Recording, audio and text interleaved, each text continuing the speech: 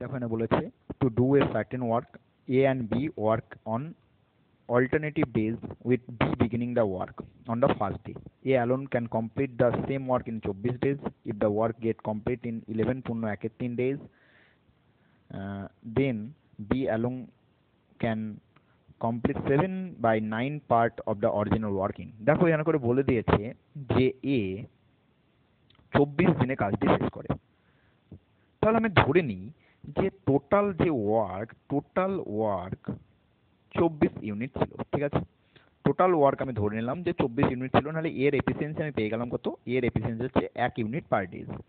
Clear? এবার দেখো এখানে বলে দিয়েছে যে অল্টারনেটিভ ডেজে কাজ শুরু করেছে এবং বি প্রথম কাজটি শুরু করেছে। তাহলে বি এ এইভাবে কাজগুলো চলবে এবং কাজটি বলে দিয়েছে কত, কাজটি 11 পূর্ণ 1/3 ডেজে কাজটি শেষ হবে। তাহলে একটা ক্যালকুলেশন যদি ধরি যে বি এ প্রথম 2 দিন কাজ করবে, তারপর আবার 2 দিন হবে, এইভাবে 2 দিন করে 10 দিন পর্যন্ত যদি আমি হিসাব করি, তাহলে বি কতদিন কাজ করবে, তার মধ্যে বি 5 দিন কাজ করবে এবং এও 5 দিন কাজ করবে, এইভাবে টোটাল 10 দিন কাজ হয়ে যাবে। এবং 11তম দিনে আবার কে চলে আসবে, আবার বি চলে আসবে কাজে, কারণ 10তম দিন শেষ হবে এ দিয়ে এবং 11তম দিন আবার বি স্টার্ট করবে, তারপর আবার এ করবে, কিন্তু এ পুরো কাজটা তার কাছে পড়ে থাকবে না, কারণ 11 ডেজের কাজ হয়ে গেছে, আর পড়ে থাকবে কত, 1/3 ভাগ। তো 1/3 ডেজ কিন্তু কে কাজ করবে, তখন এ কাজ করবে। তাহলে এইখান থেকে একটা ক্যালকুলেশন নিয়ে বুঝতে পারছি যে বি কতদিন কাজ করবে।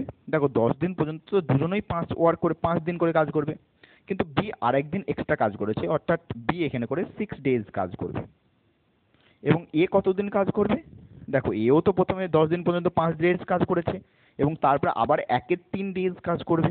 তাহলে 5 পূর্ণ 1/3 ডেজ কিন্তু কে কাজ করবে, এ কাজ করবে। ক্লিয়ার হয়েছে? এবার একটা জিনিস দেখো, এর এফিসিয়েন্সি কত, 1 ইউনিট।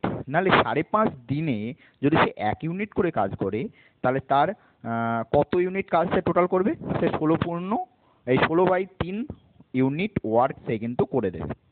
তাহলে টোটাল আমি ধরেছিলাম 24 ইউনিট, এই 24 ইউনিটের মধ্যে 16/3 ইউনিট কাজ সে করে দিচ্ছে, নাহলে পড়ে থাকলো কত ইউনিট, 72 বিয়োগ 16 মানে হচ্ছে 56/3 ইউনিট কাজ কিন্তু এখনো কি রয়েছে, রিমেনিং রয়েছে, এবং সেটা কে করবে, সেটা বি করবে। এবং বি কতদিনে করবে, 6 দিনে কাজটি করবে। তাহলে এখান থেকে আমি বি এর এফিসিয়েন্সি বার করে দিতে পারি, বি এর এফিসিয়েন্সি কি করে বার করব, দেখো বি 56/3 ইউনিট কাজ 6 দিনে করছে, নাহলে একদিনে কত ওয়ার্ক করবে, 56/3 তাকে আবার 6 দিয়ে ভাগ হবে, তাহলে এখান থেকে হয়ে যাচ্ছে 56/18। তাহলে এটাই হয়ে যাচ্ছে বি এর এফিসিয়েন্সি, 56/18 হচ্ছে বি এর এফিসিয়েন্সি। এবার দেখো কোশ্চেনে কি বলে দিয়েছে, কোশ্চেনে বলেছে যে B alone can complete 7/9 part of work. তাহলে কত ওয়ার্ক আমি ধরেছিলাম প্রথমে, দেখো আমি প্রথমে ধরেছি 24 ইউনিট ওয়ার্ক। এই 24 ইউনিটের 7-এর 9 ধরে নিই, 24-এর 7-এর যে 9 এই পার্টের ওয়ার্কটা কত দিনে সে শেষ করবে, নাহলে বি এর এফিসিয়েন্সি আমাকে দেখতে হবে, বি এর এফিসিয়েন্সি কত, 56/18। তাহলে 56/18 দিয়ে সেটাকে ভাগ করতে হবে, এটাকে কি করতে হবে, 56/18 দিয়ে ভাগ করতে হবে। দেখো এবার যদি আমি গুণ করি, তাহলে গুণ করলে এটা ওপরে গিয়ে উল্টে যাবে, 24 ইন্টু 7-এর 9 ইন্টু 18/56, 9কে 18 দিয়ে কাটলে 2, 7 দুগুণে 14, 14কে 56 দিয়ে কাটলে হচ্ছে 4, 4কে 24 দিয়ে কাটলে হচ্ছে 6।